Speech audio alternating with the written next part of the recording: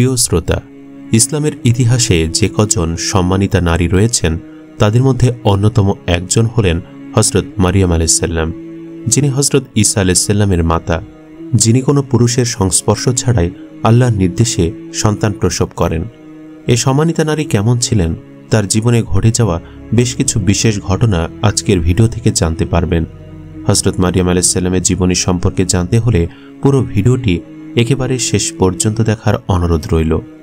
ইসলাম ধর্ম হজরত মারিয়াম আলাইহিসসালামকে অসাধারণ গুরুত্ব ও সম্মান দিয়েছে। তিনি হচ্ছেন একমাত্র নারী যার নাম সরাসরি পবিত্র কোরআনে উল্লেখ করা হয়েছে। পবিত্র কোরআনের 19তম সূরার নামকরণ করা হয়েছে এই মহামানবীর নামেই। ইনজিল বা বাইবেলের চেয়েও এই নাম পবিত্র কোরআনে বেশি এসেছে। পবিত্র কোরআন হজরত মারিয়ামের চারিত্রিক পবিত্রতা ও ঈমানের বিষয়ে সাক্ষ্য দিয়েছে, আর এ থেকেই হজরত মারিয়ামের উন্নত গুণাবলী ফুটে উঠেছে। মারিয়াম ছিলেন হজরত সুলাইমান নবীর বংশধর। তার পিতা হজরত ইমরান ছিলেন মহান আল্লাহর একজন নবী। ইমরান ও তার স্ত্রী হান্না অনেক বছর ধরে সন্তান কামনা করে আসছিলেন। পূর্ববর্তী পয়গম্বরগণের শরীয়তে প্রচলিত ইবাদত পদ্ধতির মধ্যে আল্লাহর নামে সন্তান উৎসর্গ করার রেওয়াজও চালু ছিল। এসব উৎসর্গিত সন্তানদের পার্থিব কোনো কাজকর্মে নিযুক্ত করা হতো না। এ পদ্ধতি অনুযায়ী ঈসার নানী অর্থাৎ ইমরানের স্ত্রী নিজের গর্ভস্থ সন্তান সম্পর্কে মানত করলেন যে তাকে বিশেষভাবে আল্লাহর ঘর বায়তুল মুকাদ্দাসের খিদমতে নিয়োজিত করা হবে। একদিন ইমরানের কাছে মহান আল্লাহর এই ওহী নাজিল হয় যে তোমাকে এমন এক পুত্র সন্তান দেয়া হবে যে রোগীদের আরোগ্য দান করবেন এবং আমার ইচ্ছায় মৃতদের জীবিত করবেন, আর ওই পুত্র হবেন বনি ইসরায়েলের মধ্যে আমার ধর্মপ্রচারক একজন নবী আসবেন। এই সংবাদ ফিলিস্তিন সংলগ্ন অঞ্চলে ছড়িয়ে পড়ে। এ সময় ইহুদিদের মধ্যে যুদ্ধ জোরদার হয়েছিল। তারা হজরত ঈসা নবীর আগমনের প্রতীক্ষায় ছিলেন যাতে তিনি জুলুম থেকে তাদের মুক্তি দেন। বিবি হান্না গর্ভবতী হলে ইমরান ওহির আলোকে নিশ্চিত ছিলেন যে তার সন্তানই হবেন হজরত ঈসা। তাই তিনি নিয়ত করেন যে সন্তানকে আল্লাহর ইবাদত কেন্দ্রের সেবক হিসেবে ওয়াকফ করবেন। মরিয়মের মা প্রথমে ভেবেছিলেন যে পুত্র সন্তান হবে, কিন্তু যখন তিনি কন্যা সন্তান প্রসব করলেন তখন আক্ষেপ করে বললেন, হে আল্লাহ, আমি কন্যা প্রসব করেছি, অর্থাৎ একে দিয়ে তো আমার মানত পূর্ণ হবে না। কিন্তু আল্লাহর ইচ্ছা ছিল অন্যরূপ। তিনি উক্ত কন্যাকে কবুল করে নেন। বস্তুত ইনি ছিলেন মারিয়াম বিনতে ইমরান, যিনি ঈসা আলাইহিসসালামের কুমারী মাতা ছিলেন। রাসূলুল্লাহ সাল্লাল্লাহু আলাইহি সাল্লাম যাকে জান্নাতের শ্রেষ্ঠ 4 জন মহিলার অন্যতম হিসাবে বর্ণনা করেছেন। যেমন তিনি বলেন, জান্নাতবাসী মহিলাগণের মধ্যে সেরা হলেন 4 জন: খাদিজা বিনতে খুয়াইলিদ, ফাতিমা বিনতে মুহাম্মদ, মারিয়াম বিনতে ইমরান এবং আসিয়া বিনতে মুজাহিম, যিনি ফেরাউনের স্ত্রী। মারিয়ামের জন্ম ও লালন পালন সম্পর্কে আল্লাহ বলেন, যখন ইমরানের স্ত্রী বলল, হে আমার প্রভু, আমার গর্ভে যা রয়েছে তাকে আমি তোমার নামে উৎসর্গ করলাম সবার কাছ থেকে মুক্ত হিসাবে, অতএব আমার পক্ষ থেকে তুমি তাকে কবুল করে নাও, নিশ্চয়ই তুমি সর্বশ্রোতা ও সর্বজ্ঞ। সূরা আল ইমরান আয়াত 35। অতঃপর সে যখন তাকে প্রসব করল তখন বলল, হে প্রভু, আমি তো কন্যা সন্তান প্রসব করেছি, অথচ আল্লাহ ভালো করেই জানেন সে কি প্রসব করেছে। আল্লাহ সান্ত্বনা দিয়ে বললেন, এই কন্যার মতো কোনো পুত্রই যে নেই, আর আমি তার নাম রাখলাম মারিয়াম। মারিয়ামের মা দোয়া করে বলল, হে আল্লাহ, আমি তাকে ও তার সন্তানদেরকে তোমার আশ্রয়ে সমর্পণ করছি অভিশপ্ত শয়তানের কবল হতে। আল্লাহ বলেন, অতঃপর তার প্রভু তাকে উত্তমভাবে গ্রহণ করে নিলেন এবং তাকে প্রবৃদ্ধি দান করলেন, সুন্দর প্রবৃদ্ধি। আর তিনি তাকে জাকারিয়ার তত্ত্বাবধানে সমর্পণ করলেন। যখনই জাকারিয়া মেহরাবের মধ্যে তার কাছে আসতেন তখনই কিছু খাদ্য দেখতে পেতেন। তিনি জিজ্ঞেস করতেন, মারিয়াম, এসব কোথা থেকে তোমার কাছে এলো? মারিয়াম বলতো, এসব আল্লাহর নিকট থেকে আসে। নিশ্চয় আল্লাহ যাকে ইচ্ছা বেহিসাব রিজিক দান করে থাকেন। উল্লেখ্য যে আল্লাহর নামে উৎসর্গিত সন্তান পালন করাকে তখনকার সময় খুবই পুণ্যের কাজ মনে করা হতো, আর সে কারণে মারিয়ামকে প্রতিপালনের দায়িত্ব নেওয়ার জন্য রীতিমতো প্রতিযোগিতা শুরু হয়ে যায়। ফলে লটারির ব্যবস্থা করা হয় এবং আল্লাহর ইচ্ছায় তার বয়োবৃদ্ধ নবী হজরত জাকারিয়া আলাইহিস সালাম মারিয়ামের দায়িত্বপ্রাপ্ত হন। সূরা আল ইমরানের 35 ও 36 নম্বর আয়াতে এ প্রসঙ্গে এসেছে, স্মরণ করো সেই সময়ের কথা ইমরানের স্ত্রী যখন বলল, হে আমার পালনকর্তা, আমার গর্ভে যা রয়েছে আমি তাকে তোমার নামে উৎসর্গ করলাম, তোমার ঘরের সেবার জন্য সবার কাছ থেকে মুক্ত রেখে। আমার পক্ষ থেকে তুমি তাকে কবুল করে নাও, নিশ্চয়ই তুমি শ্রবণকারী, সর্বজ্ঞাত। অতঃপর যখন তাকে প্রসব করল, বলল, হে আমার পালনকর্তা, আমি একে কন্যা প্রসব করেছি। বস্তুত কি সে প্রসব করেছে আল্লাহ তা ভালোই জানতেন। সেই কন্যার মতো কোনো পুত্রই যে নেই, আর আমি তার নাম রাখলাম মারিয়াম। আর আমি তাকে ও তার সন্তানদেরকে তোমার আশ্রয় সমর্পণ করছি অভিশপ্ত শয়তানের কবল থেকে। বিবি হান্না ও ইমরান ভেবেছিলেন যে তাদেরকে যে সন্তানের প্রতিশ্রুতি দেওয়া হয়েছিল তা স্বয়ং ঈসার জন্মের, কিন্তু আসলে তাদের জন্য ওই প্রতিশ্রুতি ছিল পরোক্ষ প্রতিশ্রুতি তথা ঈসা নবীর নানা নানি হওয়ার প্রতিশ্রুতি। আল্লাহ চেয়েছিলেন মারিয়ামের মতো যোগ্য নারী ঈসা নবীর মা হিসেবে জন্ম নিয়ে মহান ঈসার জন্মের পটভূমি তৈরি করবেন। এ আয়াত থেকে এটাও বোঝা যায় যে কেবল পুত্রই যে বংশধারা রক্ষা করে তা নয়, কন্যাও তার পিতার বংশধারা রক্ষা করতে পারে। যেমন ইমাম হাসান ও হুসাইনকে রাসূলের বংশধর ও রাসূল সাল্লাল্লাহু আলাইহি সাল্লামের সন্তান হিসেবে উল্লেখ করা হয়। হান্না তার কন্যা সন্তান হওয়ায় ঘাবড়ে যান। সে যুগে ইবাদত কেন্দ্রের সেবক হিসেবে কন্যা সন্তানকে নিয়োগ দেওয়ার প্রচলন ছিল না। তাই মারিয়ামকে ইবাদত কেন্দ্রের সেবিকা হিসেবে দান করে নজর বা মানত পূরণ সম্ভব হবে কিনা তা নিয়ে উদ্বিগ্ন হলেন।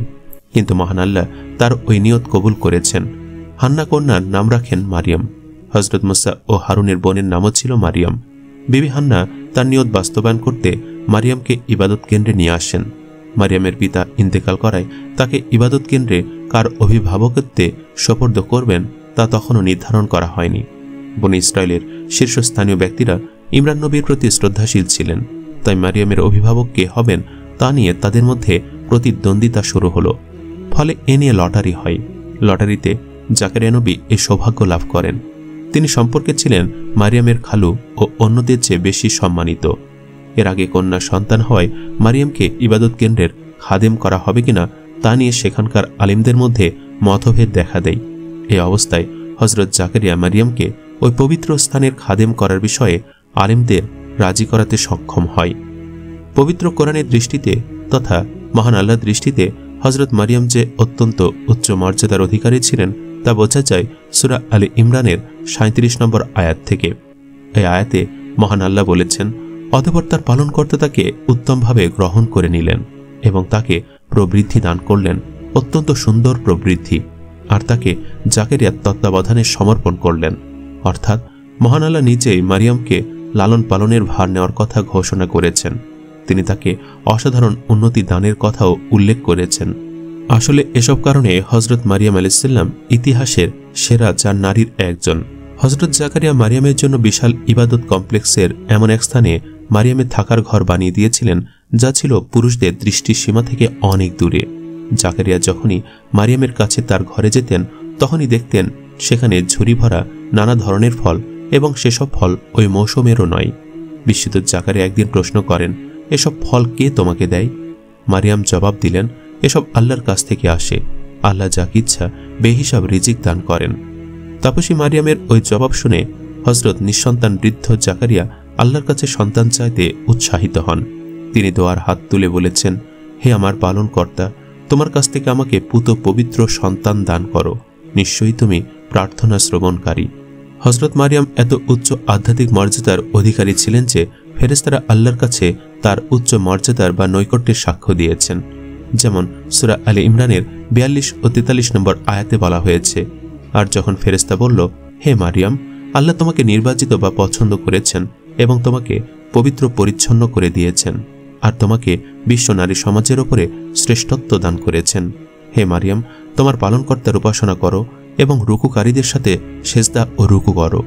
এত সব শ্রেষ্ঠত্বের কারণেই মহান আল্লাহ হযরত ঈসাকে জন্মদানের জন্য তাপসী মারিয়ামকে মনোনীত করেছিলেন, যাতে হযরত ঈসা তার রিসালাতের দায়িত্ব পালনে সক্ষম হন।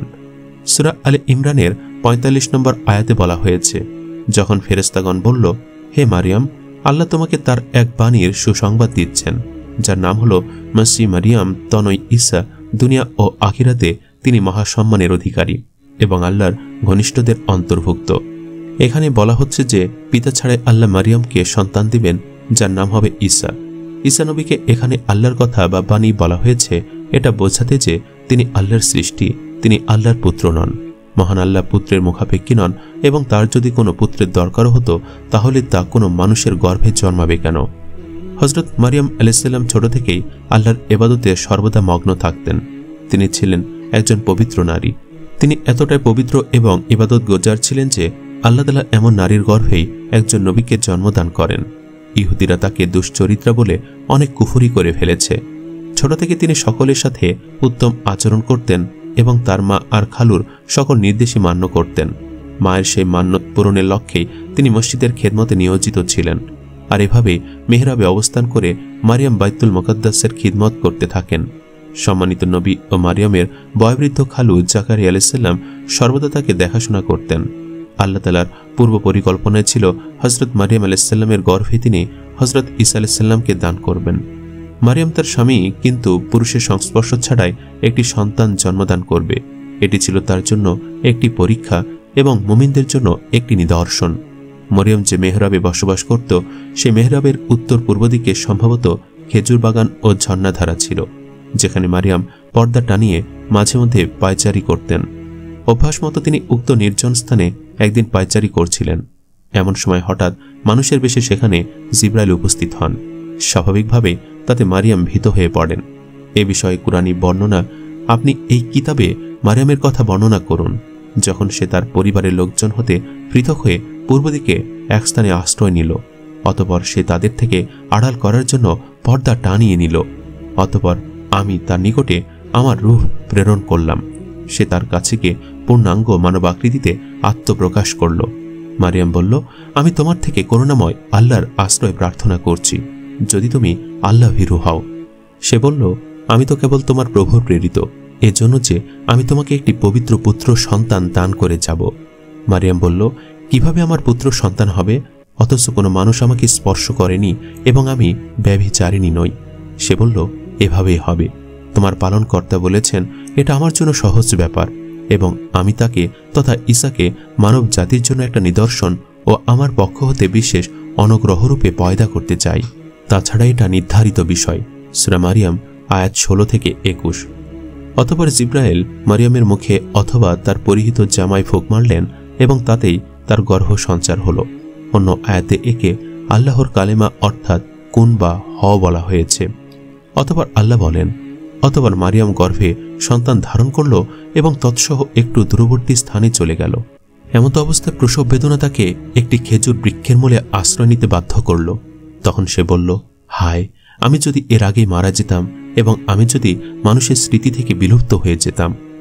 এমন সময় ফেরেশতা তাকে নিম্ন দেশ থেকে অর্থাৎ পার্শ্ববর্তী নিম্নভূমি থেকে আওয়াজ দিয়ে বলল, তুমি দুঃখ করো না, তোমার পালনকর্তা তোমার পাদদেশে একটি ঝর্ণাধারা সৃষ্টি করেছেন, আর তুমি খেজুর বৃক্ষের কাণ্ড ধরে নিজের দিকে নাড়া দাও, তা থেকে তোমার দিকে সুপক্ষ খেজুর পতিত হবে। তুমি আহার করো, পান করো এবং স্বীয় চক্ষু শীতল করো। আর যদি কোনো মানুষকে তুমি দেখো তবে তাকে বলে দিও যে আমি দয়াময় আল্লাহর জন্য সিয়াম পালনের মানত করেছি, সুতরাং আমি আজ কারো সাথে কোনো মতেই কথা বলবো না। উল্লেখ্য যে ইসলাম পূর্বকালের বিভিন্ন শরীয়তে সম্ভবত সিয়াম পালনের সাথে অন্যতম নিয়ম ছিল সারাদিন মৌনতা অবলম্বন করা। হযরত জাকারিয়া আলাইহিস সালামকেও সন্তান প্রদানের নিদর্শন হিসাবে 3 দিন সিয়ামের সাথে মৌনতা অবলম্বনের নির্দেশ দেওয়া হয়েছিল। তবে ওই অবস্থায় ইশরা ইঙ্গিত কথা বলার অবকাশ ছিল। একইভাবে মারিয়ামকেও নির্দেশ দেওয়া হলো। কোরআনের ভাষ্য ছাড়া যা ঘটেছিল। একদিন বিবি মারিয়াম নামাজ পড়ছিলেন। হঠাৎ ফেরেশতা জিবরাইল অবতীর্ণ হলেন। তিনি বললেন, তোমার প্রতি সালাম, তুমি আল্লাহর অনুগ্রহ প্রাপ্তা, আল্লাহ তোমার সাথে রয়েছেন। বিবি মারিয়াম এই অপ্রত্যাশিত পূর্ব সম্বোধনে ভীতচকিতা হলেন। ভাবতে লাগলেন, কে এলো, কিসের সালাম? হযরত জিবরাইল আলাইহিস সালাম বললেন, আমি আল্লাহর ফেরেশতা জিবরাইল, তুমি ভীত হইও না, তুমি পবিত্র সন্তান লাভ করবে, এই সুসংবাদ তোমাকে দিতে এসেছি। বালিকা ভীত হলেন এবং বললেন, তা কেমন করে হবে? আমি যে কুমারী, আমি স্বামীর সঙ্গ লাভ করিনি। ফেরেশতা বললেন, আল্লাহর কুদরতেই হবে এটি, তার কাছে এটি কঠিন কাজ নয়। এই বলে ফেরেশতা অন্তর্হিত হলেন। 6 মাস পূর্বে হযরত জাকারিয়া আলাইহিস সালামের স্ত্রী গর্ভবতী হয়েছেন। এখন আবার কুমারী মারিয়াম আল্লাহর কুদরতে গর্ভবতী হলেন। বিবি মারিয়াম যদিও আল্লাহর কুদরতে সন্তান সম্ভবা হলেন, কিন্তু দেশের লোকেরা তা মেনে নেবে কেন? কুমারী নারীর এভাবে গর্ভবতী হওয়ার ফলে সবাই তাকে বাইতুল মুকাদ্দাস থেকে বের করে দিলেন, এমনকি তাকে নিজের গ্রামও ছেড়ে যেতে হলো। সঙ্গী সহায়হীন অবস্থায় গর্ভবতী মরিয়ম একটি নির্জন প্রান্তরে সন্তান প্রসব করলেন। বিপদাপন্ন মরিয়ম কোনো আশ্রয় খুঁজে না পেয়ে একটি শহরের দ্বারপ্রান্তে আস্তাবলের একটি পতিত প্রাঙ্গণের একটি খেজুর গাছের নিচে আশ্রয় নিলেন। হায়, যিনি পৃথিবীর মহা সম্মানিত নবী, তিনি সে নগণ্য স্থানে ভূমিষ্ঠ হলেন। যে মহানবীর ধর্ম অনুসরণ আজ পৃথিবীময় বিস্তৃত শক্তি এবং সমমানে যারা পৃথিবীতে শ্রেষ্ঠ স্থান অধিকার করে রয়েছে, তাদের নবী ভূমিষ্ঠ হলেন একটি আস্তাবলের অব্যবহৃত আঙ্গিনায়। দরিদ্রতম পিতামাতার সন্তানও এই সময় একটু শয্যা লাভ করে থাকে, একটু শান্তির উপকরণ পায়। কিন্তু মরিয়মের সন্তান শোয়ানোর জন্য আস্তাবলের ঘরটুকু ছাড়া আর কিছুই ভাগ্যে হলো না। 8 দিন বয়সে সন্তানের ত্বক ছেদন করা হলো। তার নামকরণ করা হলো ঈসা। ইনি মসি নামে প্রসিদ্ধ হয়েছেন। হজরত মুসা আলাইহিস সালামের শরীয়ত অনুসারে বাদশা কিংবা পয়গম্বর তার পদে বহাল হওয়ার অনুষ্ঠানে তেল লেপন করা নিয়ম ছিল। এছাড়া তাওরাত কিতাবে হজরত ঈসা আলাইহিস সালামের নাম মসি বলে উল্লেখ করা হয়েছে। প্রথম সন্তান জন্মগ্রহণ করলে একজোড়া ঘুঘু জাতীয় পাখি উৎসর্গ করার নিয়ম হজরত মুসা আলাইহিস সালামের শরীয়তের বিধান ছিল। বিবি মরিয়ম তার সন্তান সাথে নিয়ে বাইতুল মুকাদ্দাসে গেলেন এবং সেখানে গিয়ে পাখির মানত পালন করলেন। এই সময় একদল অগ্নিপূজক হজরত ঈসা আলাইহিস সালামকে খুঁজে ফিরছিল। তারা জ্যোতিষী ছিল। নক্ষত্র দেখে তারা হজরত ঈসা আলাইহিস সালামের জন্ম হয়েছে এটি জানতে পেরেছিল।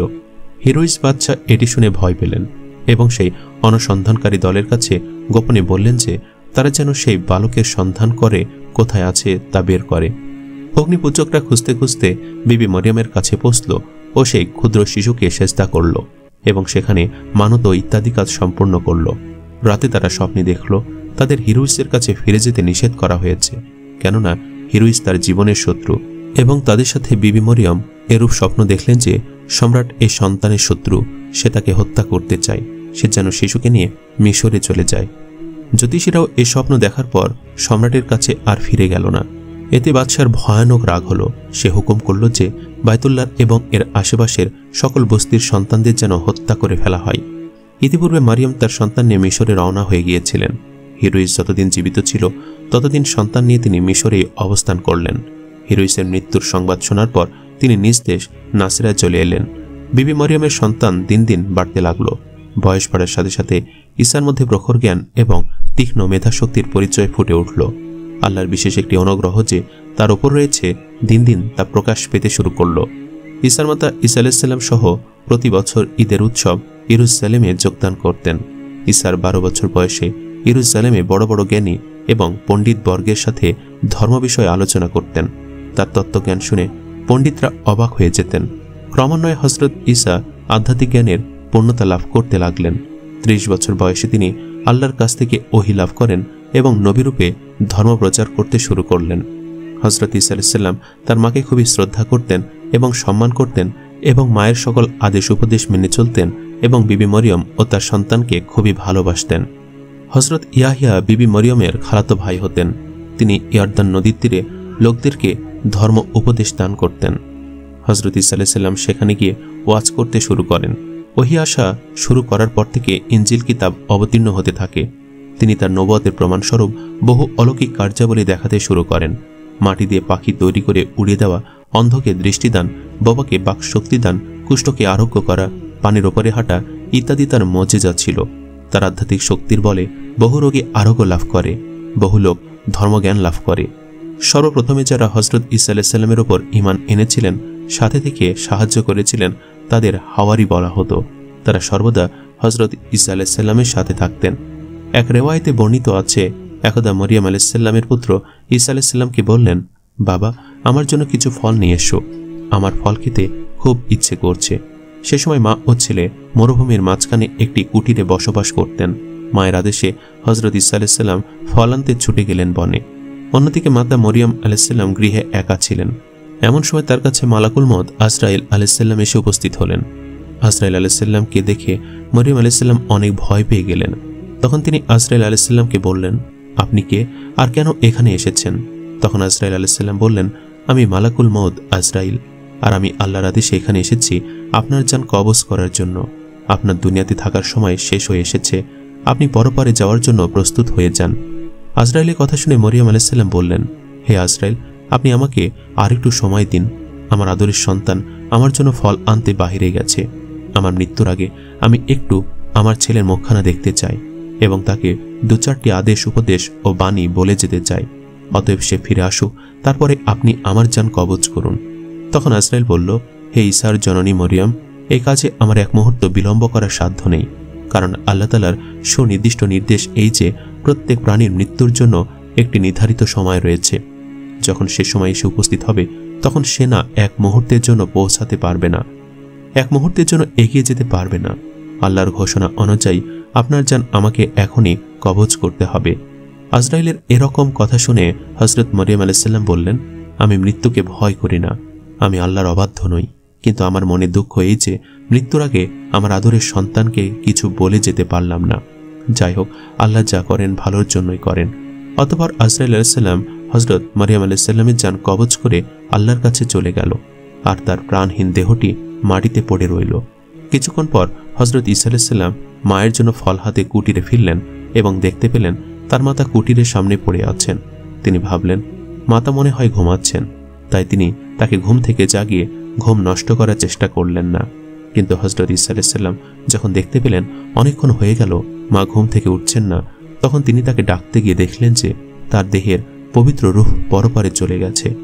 মায়ের এমন মৃত্যুতে তিনি হযরত ঈসা আলাইহিস সালাম শোকাহত হলেন। অতঃপর ইসলামী শরিয়া অনুযায়ী তিনি তার মায়ের দাফন কার্য সম্পন্ন করলেন, আর এভাবেই বিবি মারিয়ামের জীবনের সমাপ্তি ঘটল। এদিকে হযরত ঈসা আলাইহিস সালাম যখন নবী হন, সেকালে ইহুদি ধর্মগুরুরা অতিশয় শিথিল হয়ে পড়েছিলেন।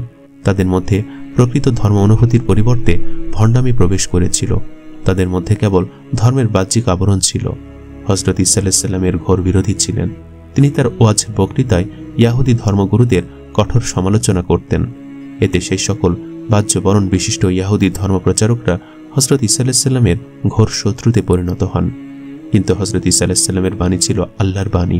তা এমনই হৃদয়গ্রাহী হতো যে শুনত তার হৃদয়ই তাতে আকৃষ্ট হতো। বিদ্বেষপরায়ণ ইহুদি পুরোহিতরা কোনো কথাই হযরত ঈসা আলাইহিস সালামকে ধরতে পারতেন না। তারা হযরত ঈসা আলাইহিস সালামকে নানা সুতানাতায় দোষী সাব্যস্ত করার চেষ্টায় লিপ্ত হলেন। হযরত ঈসা আলাইহিস সালাম আল্লাহর অত্যধিক প্রেমে অভিভূত হয়ে আল্লাহকে পিতা বলেছিলেন। এরূপ আরও দুই একটি দৃষ্টান্তমূলক বাক্য নিয়ে হিংসা পরায়ণ ইহুদি আলেমগণ নানা কথা সৃষ্টি করলেন। এভাবে তারা হযরত ঈসা আলাইহিস সালামকে ধর্মদ্রোহী কাফের বলে ফতোয়া দিলেন। তাদের শরীয়তে মৃত্যুই সেই সকল অপরাধের একমাত্র সাজা। দেশে তখন রোমীয়দের রাজত্ব ছিল। তখনকার দিনে রাজা ছাড়া আর কারো মৃত্যুদণ্ড দেওয়ার অধিকার ছিল না। সুতরাং তারা সম্রাটের কানে হযরত ঈসা আলাইহিস সালামের বিরুদ্ধে কুৎসা রটনা করতে শুরু করল।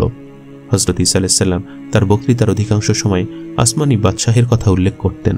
এতে শত্রুদের একটি সুযোগ জুটে গেল। তারা আসমানি বাদশাহীর ব্যাখ্যা একটু ঘুরিয়ে ফিরে হযরত ঈসা আলাইহিস সালামের প্রতি রাজদ্রোহীর অভিযোগ সৃষ্টি করল। গোপনভাবে তাকে ধরিয়ে দেওয়ার চেষ্টা করতে লাগল। অদৃষ্টের এমনই বিড়ম্বনা যে হাওয়ারি দল ঈসা আলাইহিস সালামের সঙ্গী এবং বিশ্বস্ত বন্ধুরূপে বিরাজ করতেন, তারা এখন গুপ্তচর হলেন। সেই হাওয়ারিদের মধ্যে একজনের নাম ছিল ইয়াহুদ। শত্রুদের কাছ থেকে তিনি টাকার ঘুষ গ্রহণ করে হযরত ঈসা আলাইহিস সালামকে রোমীয় সৈন্যদের হাতে ধরিয়ে দিলেন। হাওয়ারিদের মধ্যে পিতর ছিল একজন ঘনিষ্ঠ এবং প্রধান সঙ্গী। রাজদ্রোহের অপরাধ থেকে বাঁচার জন্য তিনিও সম্রাটের দরবারে নিজ পরিচয় গোপন এবং হযরত ঈসা আলাইহিস সালামের সাথে কোনো সম্পর্ক নেই বলে প্রকাশ করলেন। হযরত ঈসা আলাইহিস সালাম ধৃত হলেন এবং রাজবিচারে তিনি মৃত্যুদণ্ড লাভ করলেন। সে সময় মৃত্যুদণ্ডে এখনকার মতো গলায় ফাঁসি দেওয়ার ব্যবস্থা ছিল না। সলিবের সাহায্যে তাকে মৃত্যুদণ্ড দেওয়া হতো। সলিবের আকৃতি হলো এই: একটি লম্বা কাঠের ওপরের অংশে আরেকটি কাঠ আড়াআড়িভাবে জুড়ে দেওয়া হতো। তাতে অপরাধীকে এমনইভাবে ঝুলিয়ে দেওয়া হতো যে অপরাধীর পৃষ্ঠদেশ কাষ্ঠদয়ের সংযুক্তি স্থলের উপর রক্ষিত হতো। আড়া কাঠের উভয় দিকে 2 হাত বিস্তারিত করে দিয়ে তাতে পেরেক মেরে দেওয়া হতো। কারো হাঁটুতেও পেরেক ফুঁড়ে কাঠ সংলগ্ন করে দেওয়া হতো। এ অবস্থায় ঝুলে থেকে ক্ষুধা, তৃষ্ণা ও যন্ত্রণায় ছটফট করে মরে যেত। হযরত ঈসা আলাইহিস সালামকে সলিবে বিদ্ধ করে রাখা হলো। পরদিন ইহুদিদের উৎসবের দিনে কোনো অপরাধীর সলিবে ঝুলন্ত থাকা তাদের ধর্মমতে বিধেয় ছিল না। হযরত ঈসা আলাইহিস সালামকে দুপুরের দিকে ক্রুশে বিদ্ধ করা হয়েছিল। তবে কোরআনে আল্লাহ বলেন, তাকে হত্যা করা হয়নি, তিনি ক্রুশে প্রাণ দান করেননি, বরং মৃত্যুর মতোই ধারণা করা হয়েছিল। পরে আল্লাহ তাকে পৃথিবী থেকে তুলে নিলেন। কিয়ামতের পূর্বে তিনি পৃথিবীতে আবারও আগমন করবেন এবং দাজ্জালের সাথে যুদ্ধ করবেন এবং অবশেষে দাজ্জালকে তিনি হত্যা করবেন। অতঃপর তিনি 40 বছর এই পৃথিবীতে অবস্থান করবেন এবং শেষ নবীর উম্মত হিসাবে তিনি এই পৃথিবীতে বসবাস করবেন। তিনি বিবাহ করবেন এবং তার সংসার হবে এবং সাধারণ মানুষের মতোই তিনি মৃত্যুবরণ করবেন।